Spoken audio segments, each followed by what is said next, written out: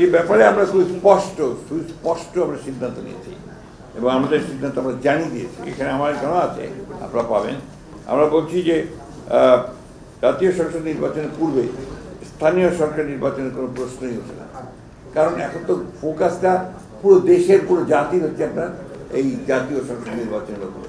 ক্রাইসিসটা ওই জায়গাতেই, গত 3টা নির্বাচন হতে পারেনি, মানুষ সেই জন্যই তারা নির্বাচনের মধ্য দিয়েই যে গণতন্ত্রের উত্তরণের যে পথ সেটাকে তারা সুগম করতে চায়। লোকাল গভর্নমেন্ট ইজ নট, মানে এটা তো আপনার জাতির সমস্যার করেন, আপনার দেশ চালায় না, ওটা তো লোকাল গভর্নমেন্ট চালায়। দেশ চালায় কিন্তু আপনার জাতীয় সংসদ, আইন করে জাতীয় সংসদ। গণতন্ত্রের মূল বিষয়টাই কিন্তু হচ্ছে আপনার জাতীয় সংসদ। এটা যদি ফাংশনাল হয়, এটা যদি ইফেক্টিভ হয়, তাহলে গণতন্ত্র ফাংশনাল হয়, ইফেক্টিভ হয়, তাই না? যে এক সেকেন্ড বলেন, তারপরে আমি ওনার প্রশ্ন আছে। একটা সেকেন্ড, এই সম্পর্কে একটা যৌক্তিক বিষয়, লোকাল গভর্নমেন্ট ও বাংলাদেশের স্থানীয় পর্যায়ে দুনিয়ার সব দেশেই দুইটা স্তর, একটা হচ্ছে কেন্দ্রীয় আর একটা হচ্ছে আমাদের লোকাল গভর্নমেন্টের মূল ভিত্তিটা কোথায়? ইউনিয়ন পরিষদ। এখন এই সরকার তো আজকে 5 মাসের মধ্যে ইউনিয়ন পরিষদটা বাতিল করে, কাজে এখানে যে লোকাল গভর্নমেন্টের নির্বাচন করবো ইউনিয়ন পরিষদ বাদ দিয়ে তারপরে তো উপরের দিকে পৌরসভা বলুন, উপজেলা বলুন, সেটা তো আরো উপরে। যে একদম তৃণমূলের যে লোকাল গভর্নমেন্ট সেটা তো ইউনিয়ন পরিষদ, সেই ইউনিয়ন পরিষদ যদি বাতিল না করা হয়ে থাকে তাহলে সেটা নির্বাচন দিতে হবে। আর নির্বাচনের জন্য কতগুলো ফর্মালিটিস আছে, ভোটার লিস্ট রেডি। এটা শুধু যদি আপনার বেশি দিন লাগার কথা, 1 মাসের মধ্যেই আপনার যদি হালনাগাদও করতে চায় সেটা করতে পারবে, এটার ঘোষণা আছে। এরপরে আপনার হচ্ছে যে সব ফর্ম করা নির্বাচনের প্রিজাইডিং অফিসার, এটা করতে আপনার 1-2 মাসের বেশি সময় লাগার কথা না। তো সবই তো তৈরি আছে এবং নির্বাচন কমিশনার বলেছে যে আমরা রেডি, নির্বাচন করার জন্য আমরা তৈরি আছি এবং তারা জাতীয় সংসদ নির্বাচন করার জন্যই তৈরি আছে এবং তারা পরিষ্কার করে বলে দিয়েছে যে দুটো নির্বাচন একসাথে সম্ভব না। সুতরাং এটা আজকে জাতির স্বার্থে আমাদের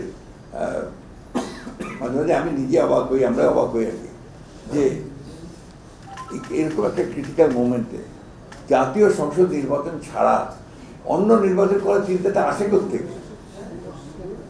এটা গেল 1 নম্বর। 2 নম্বর, নির্বাচন পেছানোর চিন্তাটাই বা আসে কোত্থেকে? কারণ এটা তো আপনার একদম প্রথম ব্যাপার। আপনি দেশকে যদি লাইনের উপর ঠিক তুলতে চান, সংস্কার তো আছে, সংস্কার চলমান প্রক্রিয়া। আমরাই যে সংস্কারের সবচেয়ে বড় আপনার মানে আপনার তৈরি করেছি, আমরাই আগে দিয়েছি। সে কবে 2016-তে আমরা আপনার ভিশন দিয়েছি, আমরা 22 সালে আপনার 21 দফা দিয়েছি। প্রতিটি আপনার দফার মধ্যে তো সংস্কার, আর সংস্কার চলমান প্রক্রিয়া। আমরা যে সবচেয়ে বেশি সংস্কার করি।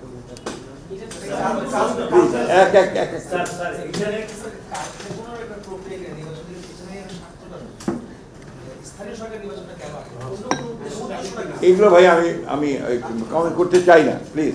আরেকটা প্রশ্ন ওনাদের আছে, ওনারা বলছেন যে ফেসিবাদের বিচারটা যদি শুরু না করেন বা কিছু একটা বিচার না করেন, রাজনৈতিক সরকার আসলে বিচার আর হবে না। এগুলো ভুল কথা। রাজনৈতিক সরকার দিয়ে তো আপনার ফাঁসিগুলো দিয়েছে, তাই না? সুতরাং আপনার বিচার তো রাজনৈতিক সরকাররা করে। সবচেয়ে কথা হচ্ছে যে আপনি সবার আগে ফ্যাসিজম বলছেন, আপনারা fascism against home? Against BNP. আমাদের উপরে যে ফ্যাসিস্ট অত্যাচার নির্যাতন কার উপর হয়েছে? কারোর উপর হয়? এমনকি আপনার অন্যান্য রাজনৈতিক দলগুলোর মধ্যে আমরা এবং জামাত ইসলাম সবচেয়ে বেশি এফেক্টেড হয়েছে। আমাদের উপরে তো অত্যাচারটা সবচেয়ে বেশি হয়েছে। আমরা ফ্যাসিস্টদের বিচার করবো না, কে বিচার করবো? যদি আমরা ক্ষমতায় আসবো, কে করবে? আর যেটা শুরু হয়েছে, এখান থেকে সরে যাওয়ার কারো কোনো উপায় নেই। অবশ্যই বিচার, কিন্তু আবার বিচার তড়িঘড়িও করা যাবে না। তড়িঘড়ি করলে ওই বিচার কিন্তু প্রশ্নবিদ্ধ হয়ে যাবে। এটা একটা প্রক্রিয়া, যেটা চলবে, সেটাকে অবশ্যই আমরা শেষ করবো। এই ব্যাপারগুলো সঙ্গে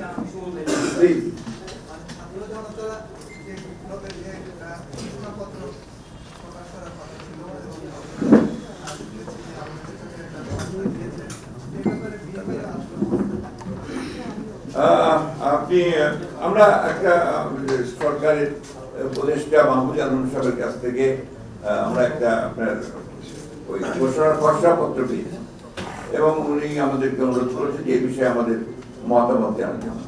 বিষয়টা এত বেশি আপনার সংবেদনশীল এবং গুরুত্বপূর্ণ, এটা একদিনের নোটিশে করা সম্ভব না। আমরা এই বিষয়ে আলোচনা করেছি, আমরা আরো আলোচনা করছি, আমাদের অন্যান্য দলগুলো আছে তাদের সঙ্গে এই বিষয়ে আলোচনা করতে হবে। তাই নয়, আপনার সংবিধান বিশেষজ্ঞ যারা আছেন তাদের সঙ্গে আমাদের কথা বলতে হবে, যে এই ঘোষণাপত্রের মধ্যে সংবিধানের ব্যাপারেও বহু কথা আছে যেগুলো আমাদেরকে দেখতে রাখতে বলতে যে বিএনপি একটা দায়িত্বশীল রাজনৈতিক দল, এর যে জন্ম সেই জন্মই কিন্তু আপনার সংস্কারের মধ্যে দিয়ে, অর্থাৎ আমরা আমাদের প্রতিষ্ঠাতা শেখ জিয়াউর রহমান সাহেব তিনি একদলীয় শাসক থেকে বহুদলীয় গণতন্ত্র নিয়েছেন, সবচেয়ে বড় সংস্কার, এটা একটা মৌলিক সংস্কার, one party system to multi party system, একটা ক্লোজ পলিটিক্যাল সিচুয়েশন থেকে একটা ওপেন পলিটিক্যাল সিচুয়েশন, আবার অর্থনৈতিক ক্ষেত্রেও একটা ক্লোজ ইকোনমি থেকে একটা ওপেন ইকোনমি, আপনার ফ্রি ইকোনমিতে নিয়ে আসা। এটা আমাদের দ্বারা হয়েছে, বাকিগুলো এই কেয়ারটেকার গভর্নমেন্ট সবাই মানতেছে, তাই না? সবাই আমরা যতটুকু বুঝি যে বোধ হয় এই কমিশন করেছে, সেই কমিশনও বোধ হয় আপনার কেয়ারটেকার গভর্নমেন্টের কথাই বলবেন। তাহলে এই যে 15 বছর ধরে আমরা বললাম, কেউ তো শুনলো না। এখন তো প্রমাণ হচ্ছে যে আমাদের কথাটি সঠিক, সেটা কিন্তু আমরা করেছিলাম Begum Khaleda Zia caretaker government introduce করেছিলাম। এই বিষয়গুলো আছে, আমরা পুরো সবসময় কিন্তু বলছি সংস্কারটি চলমান প্রক্রিয়া, প্রতিদিন মুহূর্তে বদলাতে পারে, চেঞ্জ হতে পারে। চেঞ্জ ছাড়া তো আমরা এগোবে না, সভ্যতা এগোয় না, রাজনীতি এগোয় না, কোনো কিছু এগোয় না। সুতরাং আমরা এই ব্যাপারে যে আপনি যে কথা বলছিলেন যে রিগার্ডিং ছাত্রদের ঘোষণাপত্র, এটা আমাদের ওই সময়টুকু লাগবে, আমরা চেষ্টা করছি, আলোচনা করছি। এটা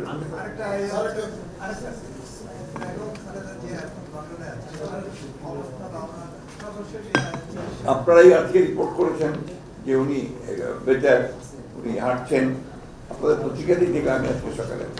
আমরা খবর নিচ্ছি উনি মানসিক দিক দিয়ে, শারীরিক দিক দিয়ে আলহামদুলিল্লাহ আগের থেকে আলহামদুলিল্লাহ।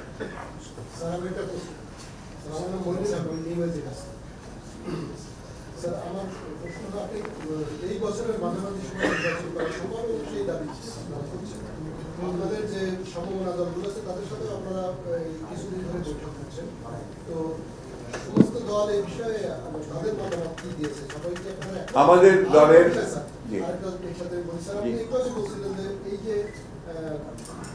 স্বৈরাচারী শাসন বেশি ক্ষতিগ্রস্ত হয়েছে বিএনপি এবং জামাত। আমরা ইলেকশন প্রশ্ন দেখছি বিএনপি এবং জামাতের কথা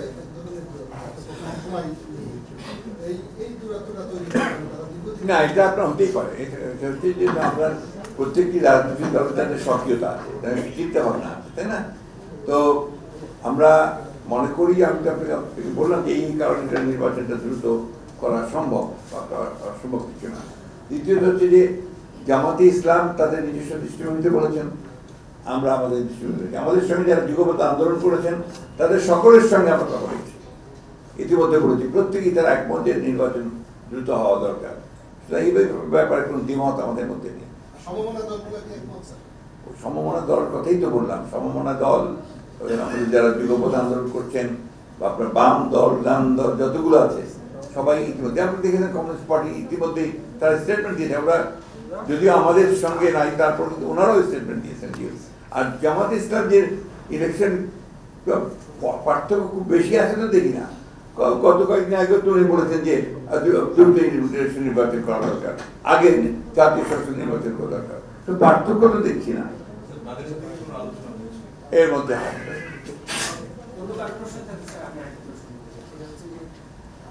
নিশ্চয়ই দেখছেন যে আমাদের সীমান্তবর্তী এলাকায় বিএসএফ বিডিআর এর মধ্যে একটা উত্তেজনা চলছে এবং সীমান্ত আইন লঙ্ঘন করে কাঁটাতারের বেড়া নির্মাণ করা হচ্ছে, একটা ব্যাপক উত্তেজনা চলছে। এবং স্বরাষ্ট্র উপদেষ্টা কিন্তু বলেছেন যে বিগত সরকারে এমন সব চুক্তি করা হয়েছে যেসব চুক্তিতে আসলে কথিত সরকার ভারতকে এক ধরনের একটা লাইসেন্স দিয়েছে, ওইটা শুধু তারা নিচ্ছে। এই নিয়ে আপনারা আসলে জিনিসটা না, আমরা তো প্রথম থেকে বলে আসছি না যে ভারতের সঙ্গে আমাদের যে চুক্তিগুলো আছে সেই চুক্তিগুলোকে জনসম্মুখে উপস্থিত করা উচিত। এগুলো কিন্তু পার্লামেন্টে করা উচিত ছিল, কিন্তু সেটা জনসম্মুখে উপস্থিত করা উচিত।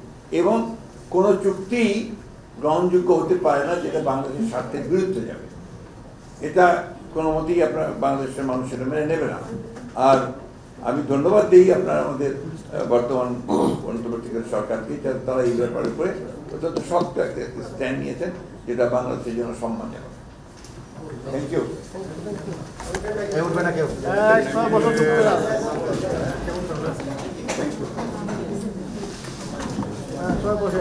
চমৎকার, গুড।